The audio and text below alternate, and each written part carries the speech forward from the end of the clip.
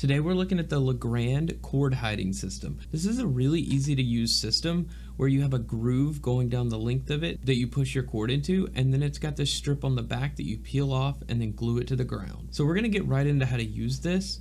You just press the cord into the strips. Once you get it all the way pressed in, you put it in place. In this case, I need 2 of these long pieces, so I'm putting the second long piece in now, and then you just keep pressing the cord into the piece. And once that's actually all the way done, you slide the pieces together. So you get the ability to do corners with this as well. You just push the cords in, just like I showed earlier, and then lay it out in the corner. And then once it's laid out in the corner, you want to go ahead and wipe away any debris to allow the glue to stick. Once you've done that, you just peel off the plastic on the back, and then you're going to want to firmly press it to the ground in this L shape. And you want to make sure to get a pretty good 90-degree L. And then now I need to sticky the long pieces.